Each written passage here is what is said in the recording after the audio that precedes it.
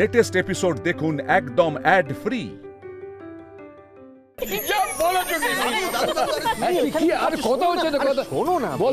বলছি দেখো এতদিন পর মিতুল বাড়িতে ফিরে এসেছে, তো এই আনন্দের বিষয়টা জমিয়ে খাওয়া দাওয়া করলে কিরকম? পরে কথা বলছি। এই দেখো একটা কথাও শুনতে চায় না ছেলেটা। কি ব্যাপার বলো তো? চলে গেল ইন্দ্র এরকম হুড়মুড় করে বেরিয়ে গেল, কোথায় গেল দাদা ভাই? প্যানিক লাগছিল না? না, এখন আর এসব ভেবে সময় নষ্ট করা যাবে না। আমি এ পাড়ার কোনো রিস্ক নেব না। কোনো কারণে দাদা ভাই হসপিটালে যাচ্ছে না তো খোঁজ খবর নিতে, আমাকে জানতেই হবে ব্যাপারটা।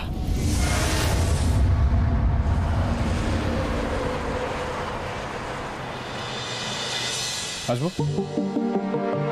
আসুন আসুন আসুন, আমি আপনার জন্যই অপেক্ষা করছি। বসুন প্লিজ। এই হচ্ছে আপনার স্ত্রীর ব্লাড টেস্টের রিপোর্টগুলো। খুব বাঁচান বেঁচে গেছেন। এই ধরনের কেসে 99% পেশেন্ট কিন্তু সারভাইভ করে না। মানে এই বিষ শরীরে গেলে ইনডেফিনিট কোমায় চলে যায়। মানে 4-5 ঘন্টা তো বোঝাই যায় না যে উনি আদৌ বেঁচে আছেন না মরে গেছেন। আর ঠিক সেই ভুলটাই আমরা করেছিলাম। আসলে আমরা তো আন্দাজই করতে পারিনি এই ধরনের কোনো বিষ ওনার শরীরে থাকবে। আর আপনি বলুন না, না হলে আমরা কেন ওনাকে মৃত বলে ঘোষণা করব? আমি সবই বুঝলাম, কিন্তু আপনাদের এত বড় হসপিটাল, এত ভালো ইনফ্রাস্ট্রাকচার, সেখানে মাকড়সা কোথা থেকে আসবে?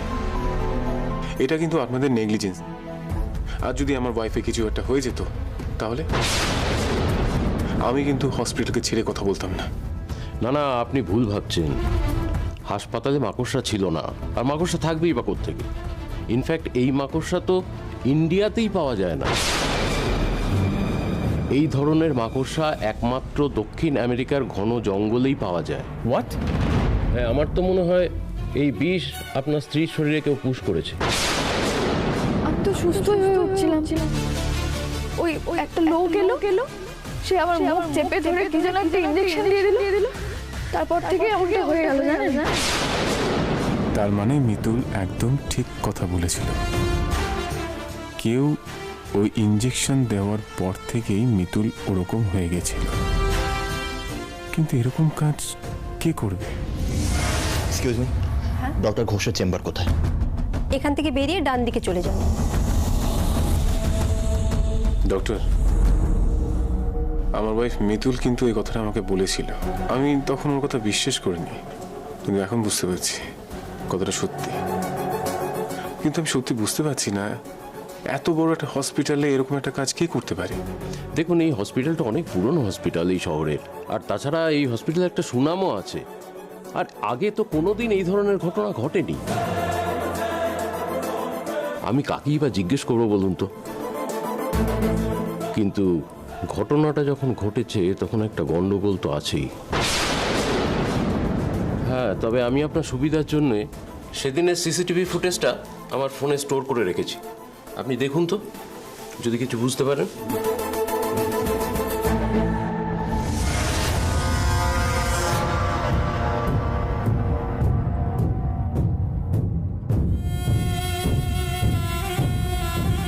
ডক্টর, আমি এই ওয়ার্ড বয়টাকে সেদিন দেখেছিলাম।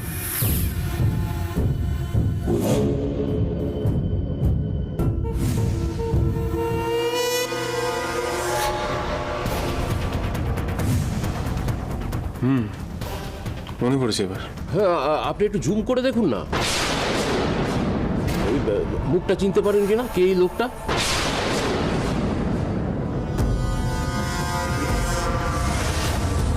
এ কি, এখানে তো কেউ নেই।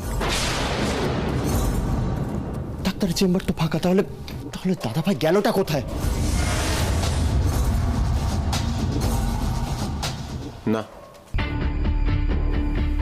মুখটা বোঝা যাচ্ছে না, পুরোটাই সার্জিক্যাল মাস্কে ঢাকা। হ্যাঁ দেখুন, যে এই কাজটা করতে চাইবে সে কি আর তার নিজের মুখ দেখাবে? তবে আপনার স্ত্রীর কিন্তু খুব বড় বিপদ। মানে কেউ ওনাকে মারার চেষ্টা করছে।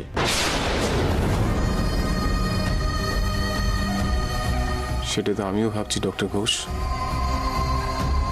কিন্তু আপনাকে আমি একটা কথা বলে দিচ্ছি, যে আমার ওয়াইফ মিতুলের ক্ষতি করার চেষ্টা করেছে তাকে আমি ছেড়ে কথা বলবো না।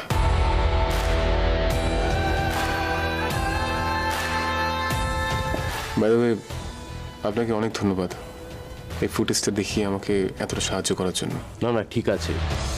আর যদি কোনো সাহায্যের দরকার পড়ে আমাকে বলবেন, আমি সব সময় আপনার সঙ্গে আছি। নিশ্চয়ই বলবো। তবে হ্যাঁ, আমি কিন্তু হসপিটালে যাব না, আমি আপনার এই পার্সোনাল চেম্বারেই আসবো, কারণ আমি চাইবো না কেউ জানুক যে আপনার সাথে আমি আলাদাভাবে কথা বলছি। মিতুলে যারা ক্ষতি চাইছে তারা কোনোভাবে যেন অ্যালার্ট না হয়ে যায়। একদম, আমি আপনার সঙ্গে সব সময় আছি। তবে আপনার স্ত্রীকে কিন্তু একটু সাবধানে রাখবেন, মানে চোখে চোখে রাখবেন। হ্যাঁ, সে তো আমি রাখবই। মিতুলকে নিয়ে আমি কোনো রিস্ক নেব না। থ্যাংক ইউ ডক্টর, আসছি। ওকে।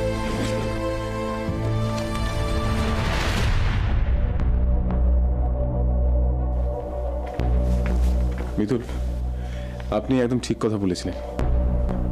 আপনাকে কেউ ইনজেক্ট করেছিল, আর সেই ইনজেকশনের মধ্যে কি ছিল জানেন? কি? বিষাক্ত মাকড়সার বিষ। কি বলছেন কি আপনি এসব ইন্দ্রবাবু? একদম ঠিক বলছি। আপনার শরীরে একটা বিষাক্ত মাকড়সার বিষ ইনজেক্ট করা হয়েছিল, আর যেই কাজটা করেছিল তাকে আমি সিসিটিভি ফুটেজে দেখতেও পেয়েছি। কে সে লোকটা? মুখে মাস্ক পরা ছিল, আমি পরিষ্কার দেখতে পারিনি, কিন্তু সেই যে কালপ্রিট সেটা আমি বুঝতে পেরেছি। কেউ আপনাকে মারতে এসেছিল। শুধু আমাকে নয়, ওরা আপনাকেও মারতে চেয়েছিল। ওই মুখোশ পরা লোকটা তো আপনার দিকে গুলি চালিয়েছিল। নেহাতে আমি মাঝখানে চলে এসেছিলাম। আমি না কিচ্ছু বুঝতে পারছি না, কারা এরা ইন্দ্রবাবু? আমরা কি দোষ করেছি যে এইভাবে আমাদের মারতে চাইছে? না না, এই সব কিছু জেনেও আমি কিছুতেই মুখ বুজে বসে থাকবো না। আমাকে কিছু একটা করতেই হবে, আমাকে জানতেই হবে যে কে আমাদেরকে এইভাবে মারার চেষ্টা করেছিল। আমাকে কে মারার চেষ্টা করেছিল সেটা নিয়ে আমার কোনো মাথা ব্যথা নেই। আপনি আছেন, গুগলি আছে, বাড়ির প্রত্যেকে আছে। আমাকে মারা এত সহজ নয়। কিন্তু ইন্দ্রবাবু, আপনার দিকে যে গুলি চালিয়েছিল তাকে আমি ছাড়বো না। তাকে এমন মার মারবো যে মেরে হাত ভেঙে দেব। বন্দুক ধরা তো দূরের কথা, জামা কাপড় পরতে গেলেও অন্য লোকের সাহায্য দরকার হবে। মিতুল, আচ্ছা হয়েছে, আপনাকে এখন শান্ত থাকতে হবে, বুঝতে পেরেছেন? কি করে শান্ত হবো আমি ইন্দ্রবাবু? আমি কিছুতেই শান্ত থাকতে পারছি না। আমি যতক্ষণ না খুঁজে বের করতে পারছি যে কে আমাদের মারার চেষ্টা করেছিল, ততক্ষণ আমি ঠিকমতো দমও নিতে পারবো না। মিতুল, আপনি কিন্তু এবার বাড়াবাড়ি করছেন। আপনি প্লিজ চুপ করুন না। চুপ করে থাকার কোনো প্রশ্নই ওঠে না ইন্দ্রবাবু। ওই লোকটাকে আমি খুঁজবই, আর এখন থেকেই আমার খোঁজা শুরু হবে। মিতুল, দেখুন, আপনার কিন্তু শরীরটা ঠিক হয়নি। হ্যাঁ, এখন থেকে বাড়াবাড়ি করবেন না, আর দয়া করে এই বিষয়টা নিয়ে কারোর সঙ্গে আলোচনা করবেন না। দেখুন, ওরা খুব সাংঘাতিক লোক, কখন কি করে ফেলে জানি না। দেখুন, আমি বলছি কি, যা হয়েছে বাদ দিন, মাটি খুঁড়িয়ে আর লাভ নেই, যা হয়েছে ভুলে যান। আপনি ভয় পেয়ে গেলেন? হ্যাঁ, আমি পেলাম ভয়, কারণ আমি আপনাকে আর হারাতে চাই না।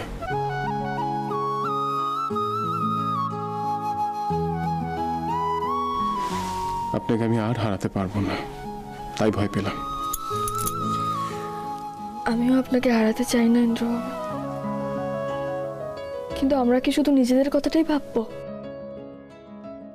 আর ওই অসহায় মেয়েগুলো যাদের বর্ডারের ওপারে পাচার করা হচ্ছিল, তাদেরকে না হয় আমরা বাঁচিয়ে দিলাম, কিন্তু ওদের মতো বাকি যে অসহায় মেয়েগুলো, তাদের ইচ্ছের বিরুদ্ধে প্রত্যেক দিন তাদেরকে দিয়ে খারাপ কাজ করানো হয়, আমরা যদি তাদের কথা না ভাবি আর কে ভাববে ইন্দ্রবাবু?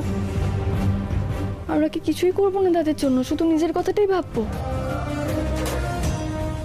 এবার আপনি বলুন, আমার কথাগুলো যুক্তিযুক্ত মনে হচ্ছে, নাকি এখনো আপনি বলবেন এসব কিছু জেনেও আমরা হাত গুটিয়ে বসে থাকবো? কি আর বলবো, আপনার কাছে যুক্তি দিয়ে তো আমি কোনোদিন পারিনি।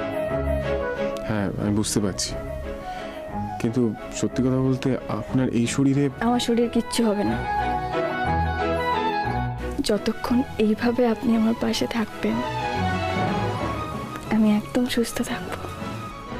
কিন্তু মিতুল, আপনি কিভাবে খুঁজবেন ওদের? আমরা এবার শুরু থেকে শুরু করব। সেই যে ম্যাজিক শো এর মাঠ, যেখানে অশান্তির সূত্রপাত, সেখানে যাব। ওই ম্যাজিশিয়ান মেঘদূত আর তার সাগরেদরাই আমাকে ম্যাজিক দেখানোর নাম করে এই সর্বনাশটা ঘটিয়েছিল।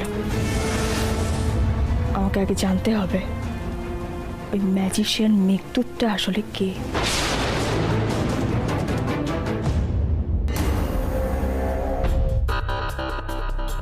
এই অনুরাধাটা একে একে সব কিছুতে লেট করতে হবে, সব সময় লেট। বাবা ছটফট করছো কেন? কি হয়েছে? ছটফট কেন করছি? অনুরাধা, তুমি আমাকে জিজ্ঞেস করছো আমি ছটফট কেন করছি? ওই মিতুল মিরাকেল ঘটিয়ে আবার বেঁচে ফিরে এসেছে, তুমি বুঝতে পারছো ব্যাপারটা? She is furious. ওর চোখে এখন আগুন জ্বলছে। আমি মিতুল পালকে খুব ভালো করে চিনি। ও যখন জমের দুয়ার থেকে ফিরে এসেছে তখন ও এর শেষটা দেখে ছাড়বে। আমাদেরকেও ছাড়বে না, আর রেহাই দেবে না আমাদেরকে। কি করে ওর এই অবস্থা হলো, ইন্দ্রজিৎ লাহিড়ীকে কে মারার চেষ্টা করলো, ও সবটা জানার চেষ্টা করবে। ইন্দ্রজিৎ লাহিড়ীকে নিয়ে ও সব কিছুর খোঁজ খবর নেওয়া শুরু করবে এবার। ফাইন, তাহলে কি করা যায় এখন রণ? আমরা একটা কাজ করতে পারি, ইন্দ্র আর মিতুল যাতে কোনোভাবেই কোনো ইনফরমেশন না পায় সেই ইনশিওরটা আমরা করতে পারি। সেটা যদি এত ইজি হতো তাহলে এখানে দাঁড়িয়ে দাঁড়িয়ে আমি টেনশন করতাম না। এবার গুটি অন্যরকম ভাবে সাজাতে হবে অনুরাধা, অন্য কিছু একটা করতে হবে আমাদেরকে। তাহলে সাজাও সাজাও, স্লো বাট স্টেডি। শোনো, তুমি তো আগেও বলেছো যে মিতুলকে নাকি শেষ করার জন্য তুমি অনেক প্ল্যান করেছো। তাহলে দরকার পড়লে এবার একটা নয়, দুটো খুন করো, কিন্তু এটা এনশিওর করো যাতে আমাদের সত্যিটা কারোর সামনে না আসে। বুঝেছো? আমিও সেটাই ভাবছি, যা করার করতে হবে আমাকে, যা করার আমি করব, কিন্তু ধরা আমি কিছুতেই পড়বো না, কিছুতেই না।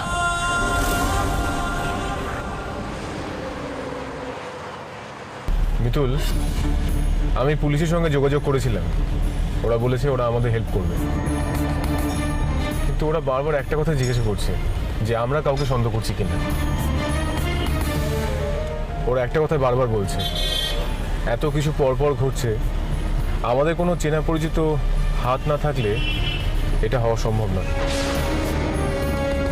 কিন্তু সত্যি আমি বুঝতে পারছি না আমি কি বলবো। হ্যাঁ, এটা ঠিক, ওই মাকড়সা বিষের ব্যাপারটা শোনার পর থেকে আমার মনের মধ্যে অনেক প্রশ্ন উঠছে, কিন্তু স্পেসিফিক্যালি কাকে সন্দেহ করব বলুন তো? রণদাদা। কি?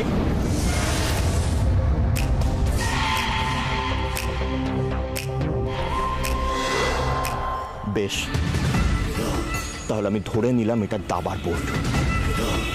মাথ না দিলে জিত আসবে না।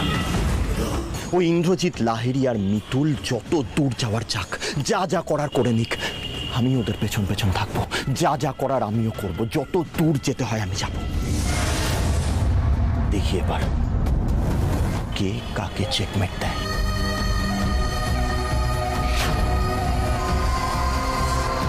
হ্যালো সিমি, কি হলো কি? দুম করে রণর নামটা নেওয়ার কি দরকার ছিল? আপনি আমাকে ভুল বুঝছেন ইন্দ্রবাবু। শুধুমাত্র সন্দেহ করে যে আমি রণদাদার নাম নিচ্ছি সেটা নয়। আপনি একটু ভেবে দেখুন, আমার কেন জানি না সব হিসেব মিলে যাচ্ছে। আমি সব কিছু ভেবেই আমি দুয়ে দুয়ে চার করতে পারছি। কিসের দুয়ে দুয়ে চার?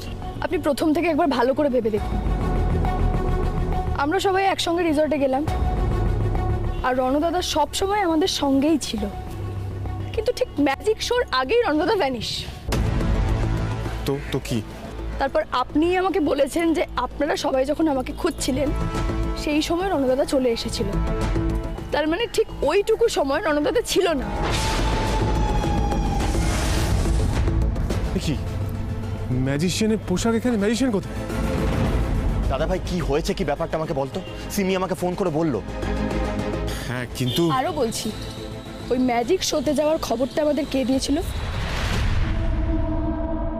আমি তো ভাবছিলাম একটা ম্যাজিক শো আছে, সেটা আমরা সবাই মিলে দেখব। কোথায় হচ্ছে? এই তো কাছেই। আমি তো ভাবছিলাম সবাইকে বলবো, জানো মিতুল। অনুরাধা? একদম। অনুরাধা আপনাকে বলেছিল, আপনি আমাদের ফোন করে জানিয়েছিলেন, কিন্তু এখন অনুরাধা আর রণর নামটা নিয়ে আপনি কি প্রমাণ করতে চান সেটা বুঝতে পারছি না। আমি আপনাকে বুঝিয়ে বলছি, প্রথম থেকে সবটা বুঝিয়ে বলছি। ম্যাজিক চলছিল, আর ম্যাজিক বাক্স থেকে পেছন থেকে আমাকে কেউ একটা টেনে বের করলো, তারপর আমার মুখে রুমাল চেপে ধরলো। আমি অজ্ঞান হয়ে গেলাম। চোখ খুলে দেখলাম যে আমি কোঠিবাড়িতে আছি। আর ঠিক সেই সময় জুলির কাছে ফোন এলো যে আপনি কোঠিবাড়িতে আমাকে নিয়ে যেতে আসছেন পুলিশ সঙ্গে নিয়ে। আচ্ছা, আপনি যে পুলিশ নিয়ে আসছেন সেটা কে জানতো? পুলিশ? পুলিশ তো জানতোই, পুলিশ বাদ দিয়ে আর কে জানতো? একটু মনে করার চেষ্টা করুন না।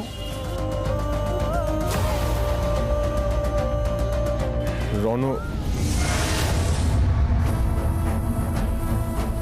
দেখলেন, আবার এই নামটাই কিন্তু উঠে এলো।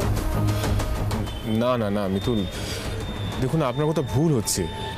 রণ সবটা জানতো, মানে ও আমার সঙ্গেই ছিল।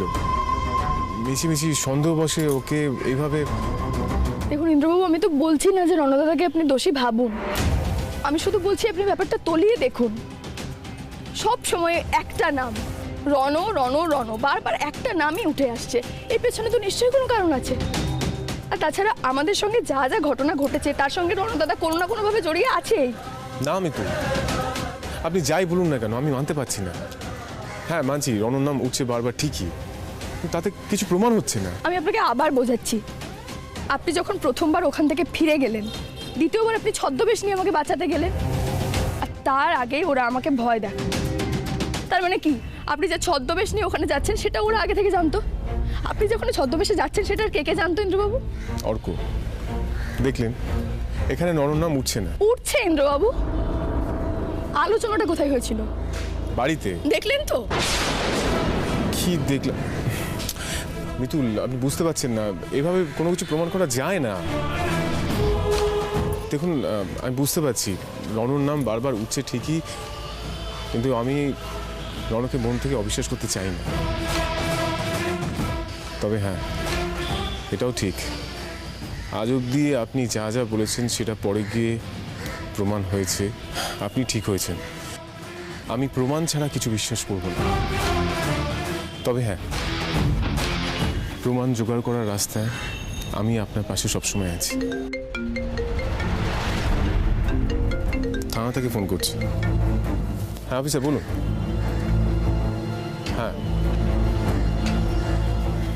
আসছি, আমরা এক্ষুনি আসছি। মিতুল, থানা থেকে ফোন এসেছিল, এক্ষুনি যেতে বলল। চলুন।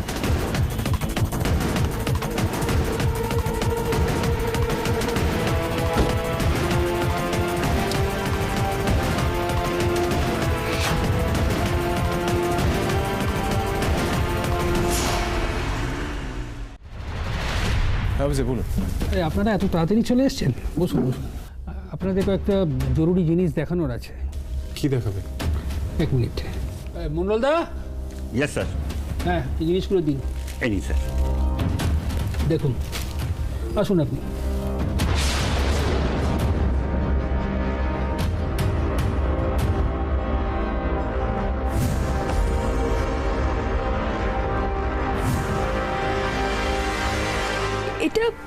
এটা তো ইয়েস, এটা ওই নকল ম্যাজিশিয়ানের জিনিসপত্র। এগুলো সব ওই গ্রিন রুম থেকে পাওয়া গেছিল।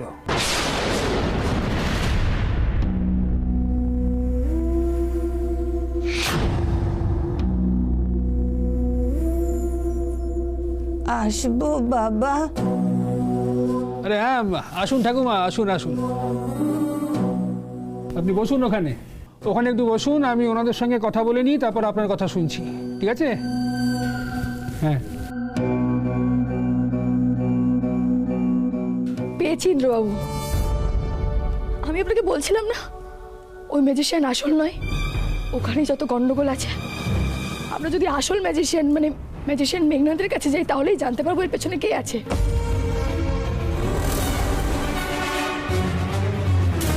আর সেই লোকটাই এই সব কিছুর পেছনে আছে। অফিসার, আপনি আমাদের আসল ম্যাজিশিয়ানের বাড়ির ঠিকানাটা একটু দিতে পারবেন? আচ্ছা আচ্ছা, ঠিক আছে, আমাকে একটু সময় দিন মিতুল ম্যাডাম, দেখছি কি করা যায়।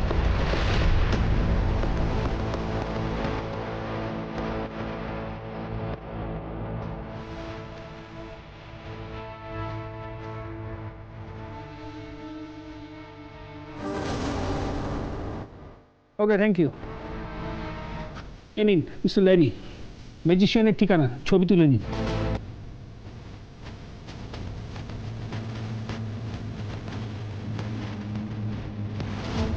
অনেক ধন্যবাদ আপনাকে ইন্দ্রবাবু। আমাদের আর সময় নষ্ট করা একদম ঠিক হবে না। আসুন আমরা যাই। হ্যাঁ হ্যাঁ, এক্ষুনি বেরোতে হবে। ঠাকুমা, আপনি একটু বসুন, আমি আসছি।